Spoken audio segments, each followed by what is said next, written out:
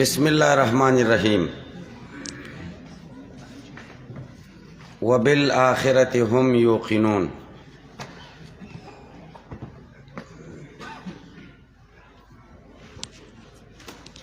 او په آخرت باندې هم دوی یقین لري. یوقنون ایقانا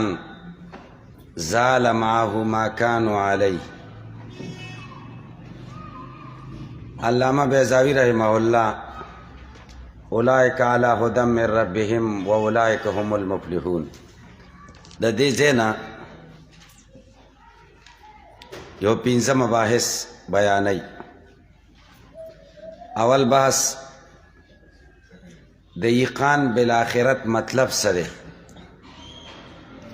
دا به ذکر کې یوقنون ایقانا. دویم بحث بالآخرت او هم دای په یوقنون دی فعل ولی را مقدم کړي. دا به فی تقدیم الصلة دی ځای کې ذکر کی. دریم بحث د یقین تعریف او باغ اعتراضات او جوابات. دا به ذکر چی والیقین اتقان العلم بنفی الشک و شبهه. څلورم بحث د لفظ د آخرت تحقیق به وکي. والآخرت تانیس الآخر دی زینا. پینزم باس یوقنون کی با یو د دویم قرات بیانو کی. وقرئ یوقنون بقلب الواو حمزتن دی سره. اول بحث د ایقان بالآخرت مطلب څه شی دی؟ د ایقان بالآخرت مطلب دا دی چې په آخرت باندې داسې یقین وکي چې د آخرت باره کې د دوی کوم نامناسب عقیده واغه ختم شي. د دوی نامناسب عقیده څنګه وه؟ یوه عقیده دا وه چې جنت ته به نه ځي مګر یهودیان او نصارا به ځي، دا به هم ختمه شي. دویم نازیبه عقیده دا وه چې دوی به ویلې موږ ته اور نه رارسي مګر یو څو ورځې، اور کې به یو څو ورځې تیرو. اوس چې په آخرت دوی یقین لري دا به هم ختمه شي. دریم د دوی د جنت په نعمتونو کې اختلاف و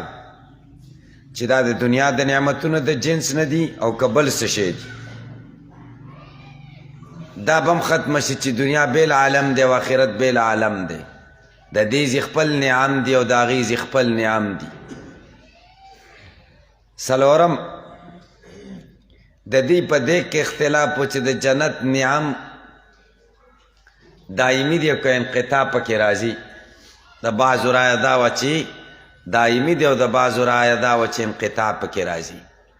نو د ایقان بالآخرت مطلب دا دی چې دغه عقیده هم د دوی صحیح شي چې د جنت نعم دایمي دی، انقطاع پکې نه راځي. پې پوه شوئ؟ یوقنون ایقانا، دوی یقین کوي په آخرت داسې یقین زال معه چې لرې شي د دې سره ما هغه څه لرې شي کانو علی چې دوی په کوم حالت کې دي، په کوم عقیده چې دوی دي. کوم عقیده باندې دي؟ من ان الجنة لا يدخلها، چې جنت ته به نه ځي الا من کان هودا، هود یهودیان به ځي او نصارا یا به عیسایان ځي. وان النار لن تمسهم، اور به دوی ته نه رسي الا ایاما معدوده، مگر څو ورځې مقررې. دا عقیده به هم د دوی ختمه شي. دوی به ویلې چې د دنیا ټول عمر 1000 کاله دی او د 1000 کالو په بدل کې به مونږه یو ورځ په جهنم کې تیرو. نو ټولې به څو ورځې تیرو؟ 2 ورځې. دویم عقیده دا وه چې زمونږ مشرانو 40 ورځې د سخي عبادت کړی دی، نو مونږ به دوزخ ته نه ځو او که ځو نو صرف او صرف یوه چیله به پکې تیرو، بیا به ترې راوځو. دا عقیده به هم د دوی ختمه شي. و اختلافهم فی نعیم الجنة، او اختلاف د دوی چې په نعمتونو د جنت کې دی دا به هم ختم شي. اهو من جنس نعیم الدنیا، چې دا نعمتونه د جنت دا د دنیا د نعمتونو د جنس نه دي او غیر یا قبل سي دي. وفي دوامه و انقطاعه،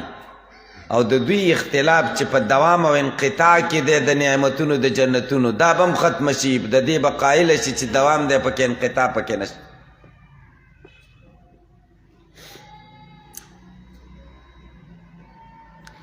و اختلافهم مرفوع ویلی شي، اختلافهم مجرور هم ویلی شي.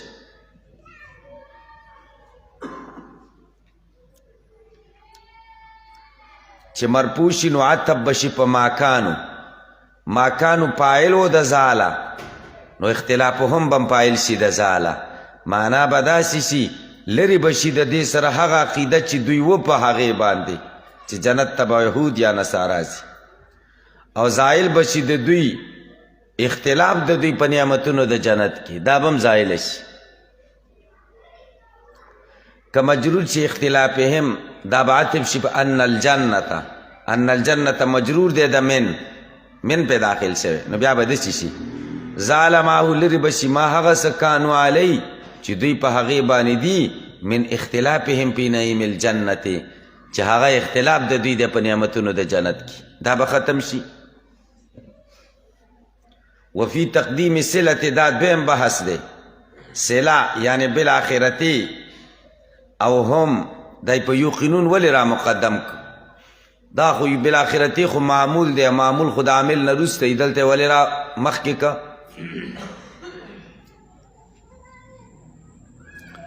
دی وی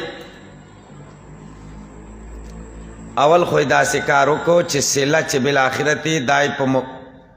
فعل را مقدم کړه، دویم داره چې یوقنون بنا که په هم باندې. په دې دوو خبرو کې دوه تعریضونه دي، دوه غوږوهنې دي. یوه غوږوهنه ده هغې خلکو ته کوي چې کوم اهل کتابو ایمان راوړی دی، د هغې نه علاوه چې کوم اهل کتاب دي،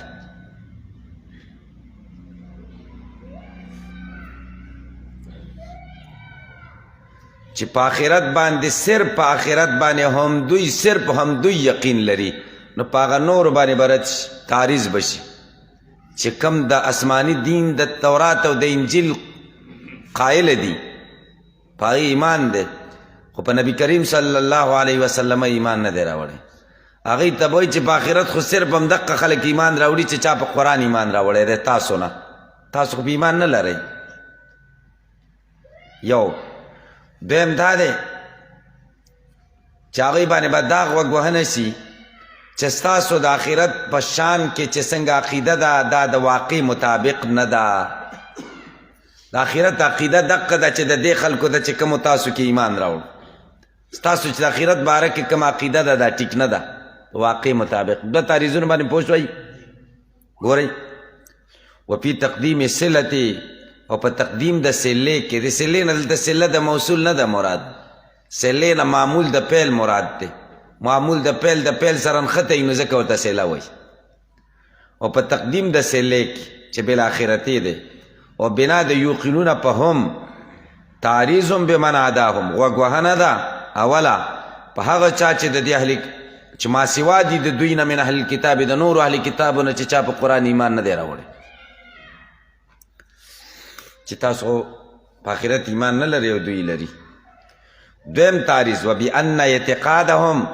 بل پیدا تعریض ده چې عقیده د دوی په امر الاخرت په شان د آخرت کې غیر مطابق د واقع سره نه ده، ولا صادر عن ایقان، او صادر نه ده د یقین نه. آخرت باندې به ایمانی خو صادر د یقین نه ده، یقین پې نشته.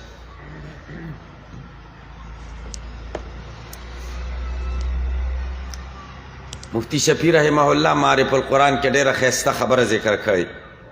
هغه وایي د دې نور مومن به سره یومنون لفظ ذکر که، او آخرت هم مومن به د دې سره یومنون ذکر نه که چې وبالآخرت هم یؤمنون،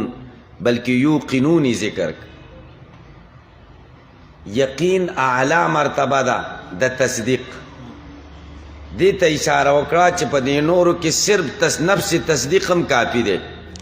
او آخرت باره کې نفس تصدیق نه دی کافي، یقین بلري. نفس تصدیق خو د ټولو خلکو دی چې آخرت ته به ځو، خو بچکی کی څوک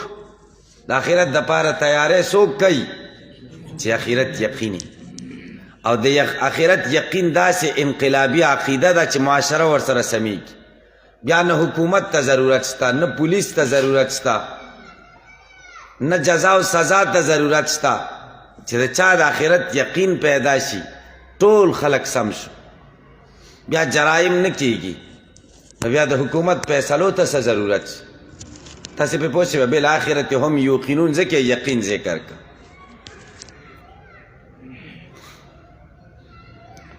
یقین څه ته وایي دریم بحث دا دریم بحث ته لږ تاسو متوجه شئ یقین مصدر د باب ضربه دی یقنا یقینو یقینا یقنا ایقنا استیقنا تیقنا د دې ټولو یوه معنا ده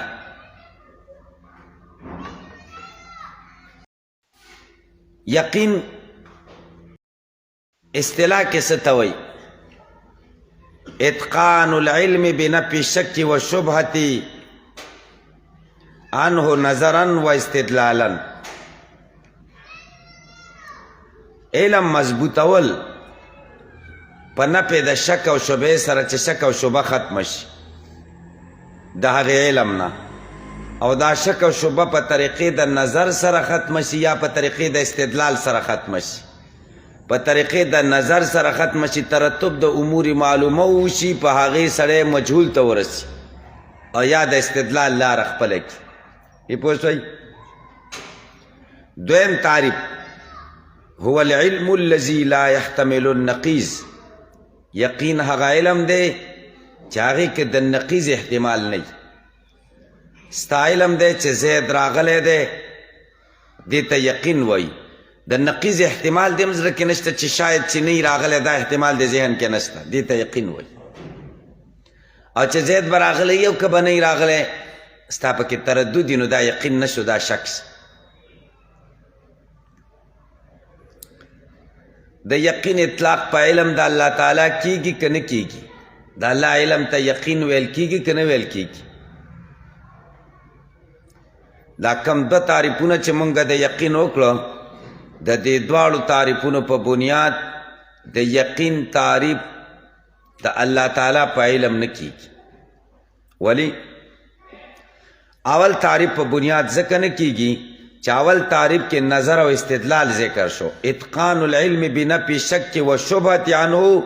نظرا و استدلالا او د الله علم حاصل بالنظر والاستدلال نه چې د الله علم حاصل بالنظر والاستدلال نشو یقین نشو د دویم تعریف په بنیاد په الله تعالی په علم د یقین اطلاق ځکه نه کیږي که د الله په علم د یقین اطلاق وشي نو الله ته به بیا موقن ویل کیږي موقن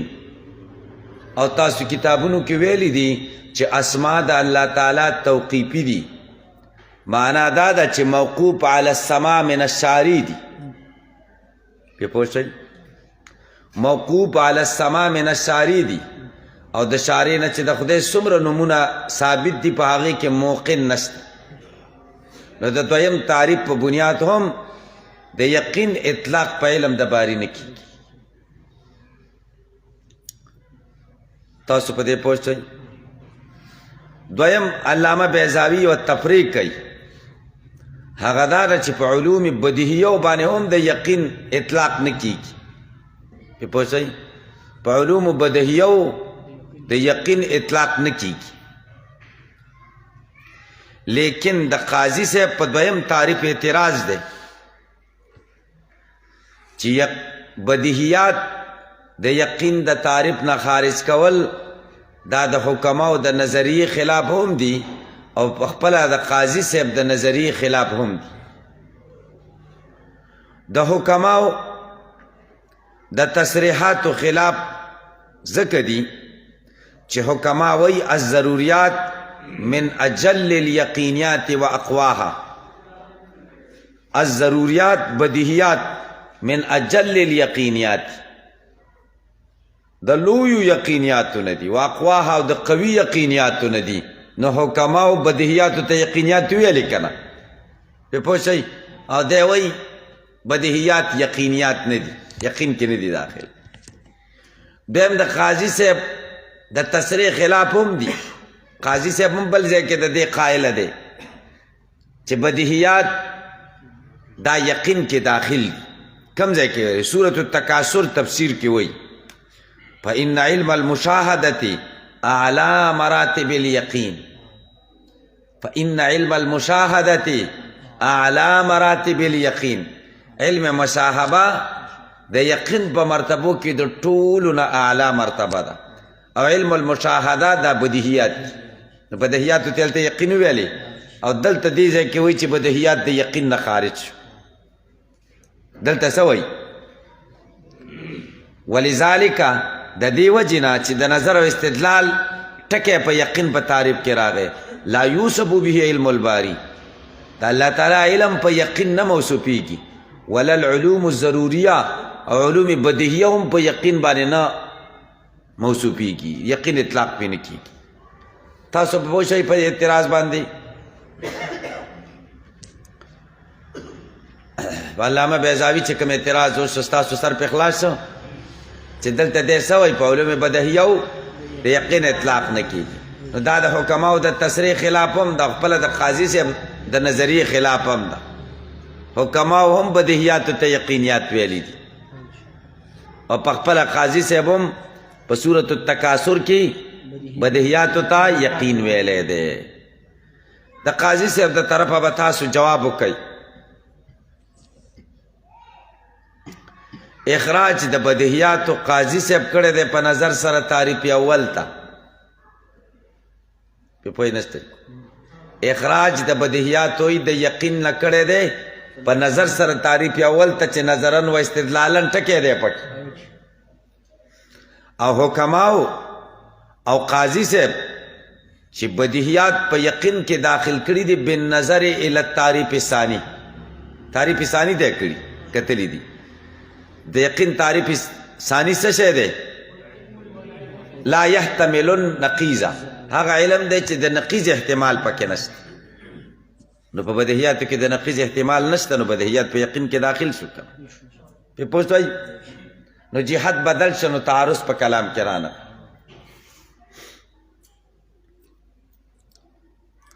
والآخرة تانیث الآخر صفت الدار آخرت تانیث د آخر دی د آخر الآخر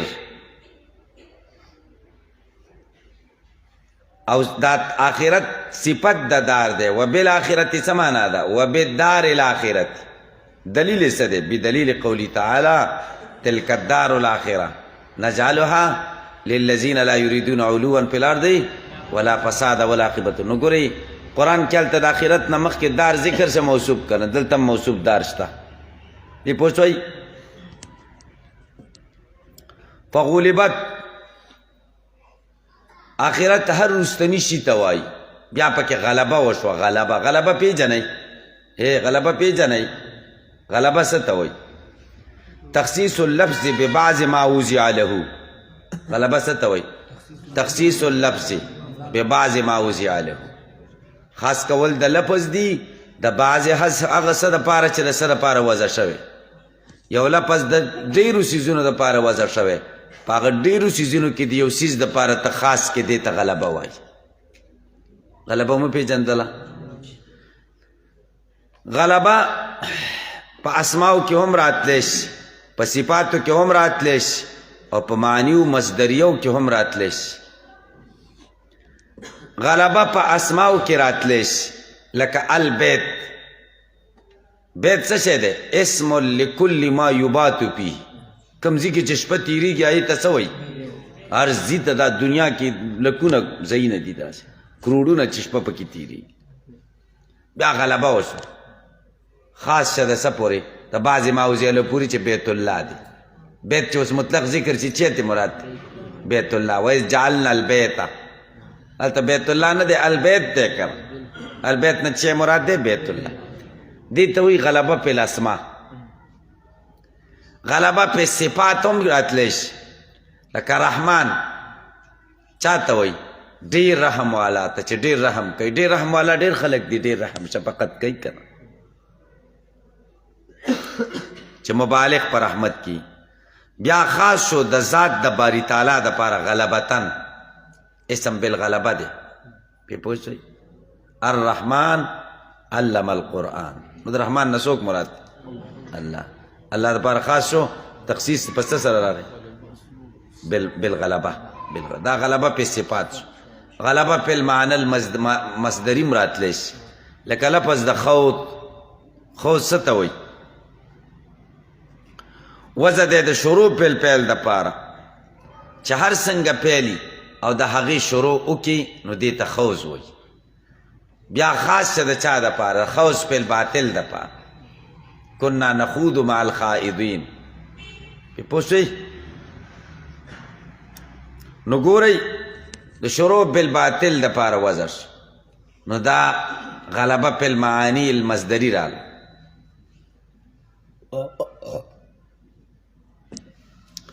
دلته آخرت هر رستنی شي ته وایي هر رستنی شي ځکه چې تانیس ته الاخر دی کړه خو دلته اوس وضع شه د اخرني پړاو دپاره د دنیا نه چې کوم ځای اخري دی نو دا غلبه راغله او غلبه بالاسماء راغله څه بالاسماء لکه دنیا چې څنګه ده کد دنیا په غلبت کد دنیا غلبه پکې وکړی شو لکه دنیا کې چې څنګه غلبه کړی شوې ده دنیا د دونو نه د قرب ته وایي هر نږدې شي ته دنیا وایي او اوس دلته چې کوم د آخرت نه چې کومه موږ له نږدې ده د هغې دپاره غلبتن نوم شي و چې دنیا ذکر شي نو څه دی مراد آخرت نه چې کوم شی مخکې دی که آخرت تانیس د آخر دی بکسر الخا ګورئ یو آخر دی یو آخر دی فرق پکې پیژنئ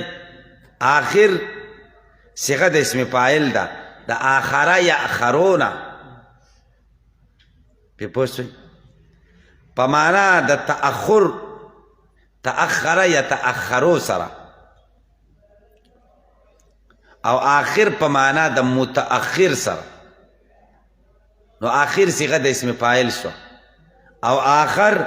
بفتح الخاء دا صیغه د اسم تبذیل ده دا لفظي فرق دی معنوي فرق دا دی چې آخر په معنا د متأخر سره نقیض د اول ته وایي او آخر په معنا د غیره سره غیره پوه شئ که نه په معنا د چا سره غیره سره دا زده کوي ښه وعن نافع انه خففها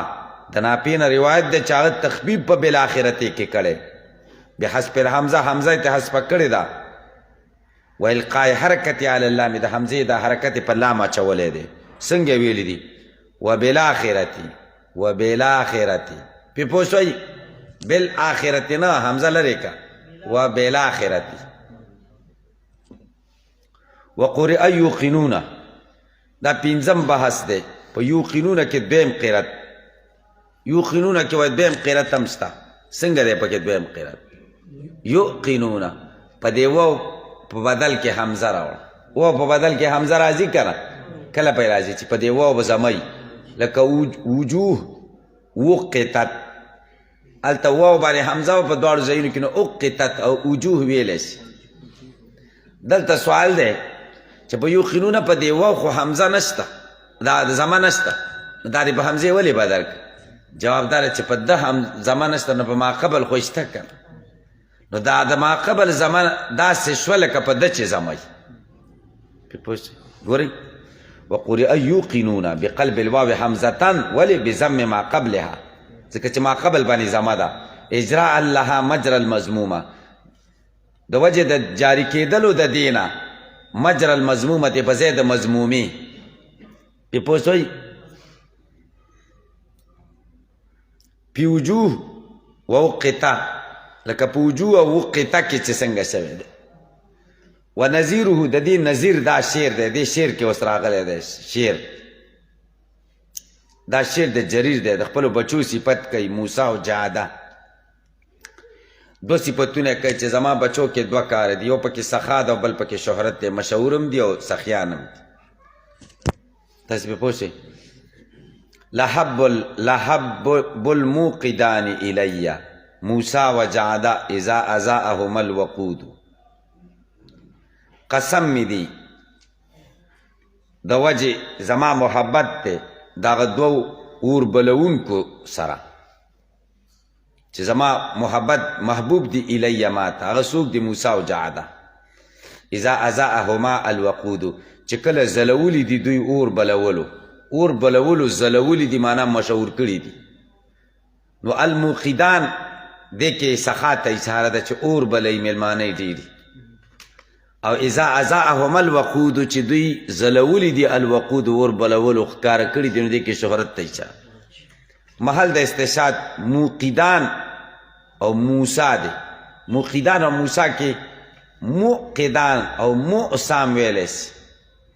لکه په یو قانون کې چې یو قانون ویلی شي، مخکې ته زما نو هغه دغه باندې بدلولی شي، په څه؟ په حمزې باندې. اوس پې پوه شئ.